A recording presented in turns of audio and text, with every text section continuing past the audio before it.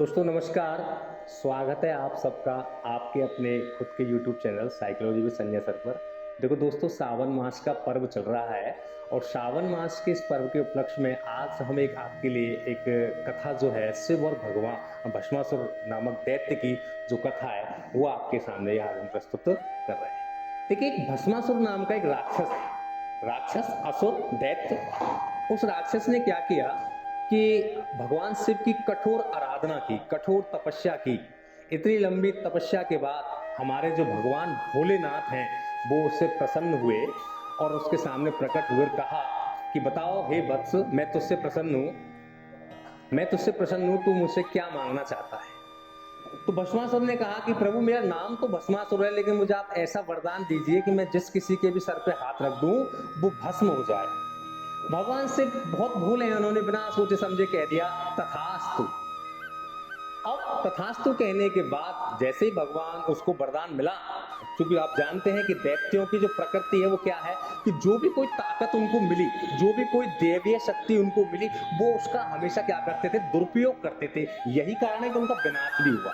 तो भस्मासुर ने भी क्या किया, अपनी उस शक्ति का क्या किया, दुरुपयोग करना शुरू किया। उसने कहा कि हे भगवान, मैं सबसे पहला प्रैक्टिकल तो आपके ऊपर ही करूंगा कि मैं सबसे पहले आपके सिर पे हाथ रखूंगा और मैं देखना चाहता हूं कि आप इससे भस्म होते हैं या नहीं। भगवान शिव ने कहा, अरे यार ये क्या कर रहा है भाई, ऐसा तो करना गलत है, अनुचित है, आप किसी और के ऊपर करिए। कि नहीं भगवान, मैं तो आपके ऊपर ये प्रयोग करने वाला हूं। आओ, भगवान शिव आगे आगे, भगवान से पीछे पीछे भस्मासुर, आगे आगे भगवान से पीछे पीछे भस्मासुर उनके दौड़ता रहा। दौड़ते दौड़ते दौड़ते भगवान शिव अपने कैलाश धाम पर पहुंचे, जहां पर माता जो पार्वती जगजननी माँ जो हैं वो कार्तिकेय भगवान गणेश को विद्यालय भेजने की तैयारी कर रही थी, यानी उनको डेली कामों से फ्री करा रही थी। तो वहां पहुंचे और उसने कहा कि पार्वती सुनती हो क्या, कि बोल क्या हुआ, कि आज तो घोर संकट आ गया है, मैंने एक राक्षस को वरदान दे दिया और वो मेरे पीछे पड़ गया और कहता है कि अब तुमको ही मैं अब भस्म करने वाला हूं। माँ पार्वती ने कहा, हे प्रभु, पता नहीं आप इतने भोले हो, आपको खूब मालूम है कि हमें किसको क्या वरदान देना चाहिए। आप बिना सोचे समझे ऐसे लोगों को वरदान दे देते हो जो उसका मिसयूज करते हैं, दुरुपयोग करते हैं, और हमको और इस चराचर जीव जगत के जितने भी प्राणी हैं सबको कहीं ना कहीं उसको भोगना पड़ता है। भगवान ने कहा कि ऐसा है भाग्यवान, वरदान तो मैंने दे दिया, अब तो तू बता क्या करना चाहिए। के बाद मैं क्या कर सकती हूँ, करे कि जा माँ लक्ष्मी के पास जा, भगवान विष्णु जी हैं उनके पास पहुंच और उनसे कोई सहायता मांगो। पार्वती जी सुबह सुबह माँ लक्ष्मी के पास जाते हैं तो देखते हैं कि क्षीर सागर में ध्युलोक के जो स्वामी हैं विष्णु भगवान वो लेटे हुए हैं, माता लक्ष्मी उनके पैर दबा रही हैं, सरसैया शेषनाग के ऊपर लेटे हुए हैं। सुबह सुबह पहुंची, दुआ सलाम हुई, राधे राधे राधे कृष्णा हुई। तो लक्ष्मी ने पूछा कि बहन पार्वती, आज इतनी सुबह सुबह जल्दी कैसे आना हुआ। अरे कछु पूछो ही मत, वो तुम्हारे भोले हैं ना, वो इतने भोले हैं कि बिना सोचे समझे वरदान दे देते हैं, और उन्होंने एक भस्मासुर नाम के राक्षस को भस्म करने का वरदान दे दिया और वो ये चाहता है कि पहला प्रैक्टिकल उन्हीं के ऊपर ही करूं और उनको भस्म करूं। अब उनको बचाओ। ठीक है, तो मैं इनको जगाती हूँ। तो भगवान विष्णु को उन्होंने जगाया। भगवान विष्णु जगे, बोले क्या बात है, आज सुबह सुबह पार्वती कैसे आई। कि ऐसा है कि तुम्हारे जो भाई साहब है ना भोलेनाथ, उन्होंने एक राक्षस को वरदान दे दिया है और अब वो प्रैक्टिकल उन्हीं के ऊपर करना चाहता है कि वो भस्म हो जाए।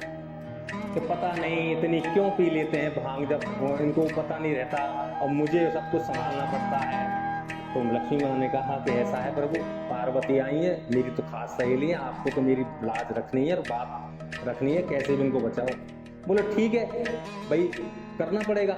तो भगवान विष्णु ने क्या किया, एक मोहिनी सुंदर स्त्री, इतनी सुंदर स्त्री जो त्रिभुवन में, पूरे स्वर्ग लोक में, ध्युलोक में, पृथ्वी लोक में इतनी सुंदर महिला नहीं थी, इतना उन्होंने मोहिनी रूप धारण किया और उस भस्मासुर के रास्ते में वो आ गए। भस्मासुर ने जब उस सुंदर स्त्री को देखा तो चूंकि इतनी अलौकिक सुंदरता को देख करके वो पहली ही नजर में उन पर मोहित हो गया और उसने कहा, प्रस्ताव रख दिया कि हे सुंदरी, मैं तेरे साथ विवाह करना चाहता हूं। तो उस सुंदरी ने कहा कि ऐसा है, मैं एक नर्तकी हूं, मैं एक नृत्य करने वाली हूं, जो मेरे साथ कदम ताल मिला करके मेरे जैसे साथ, मैं जैसे जैसे नृत्य करती हूँ, जैसे जैसे नाच लेगा, मैं उसी से ही शादी करूंगी। बोलो मंजूर है। भस्मासुर ने कहा कि यार इसमें कौन सी बड़ी बात है, कहते ना विवेक तो होता ही नहीं है, विवेक तो लगा ही नहीं। तो उन्होंने कहा इसमें कौन सी बड़ी बात है, नाचने में क्या जा रहा है, वो तो हम खूब नाचेंगे। तो उसने हाँ कर दिया। अब नाच गाना शुरू हुआ।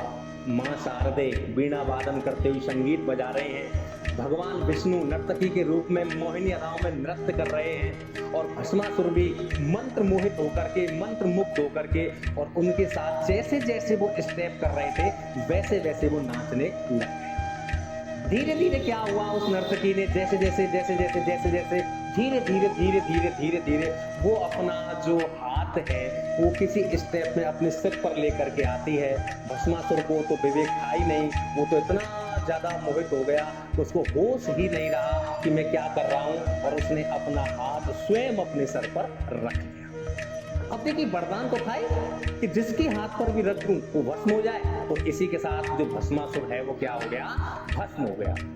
मित्रों, इस कहानी से हमें एक चीज मिलती है कि हमारे जो भगवान भोलेनाथ हैं वो वास्तव में इतने भोले हैं कि अगर उनकी थोड़े से सच्चे मन से उनकी सेवा की जाए, पूजा अर्चना की जाए, तो अपने भक्तों को बहुत जल्दी प्रसन्न होकर के वरदान देते हैं।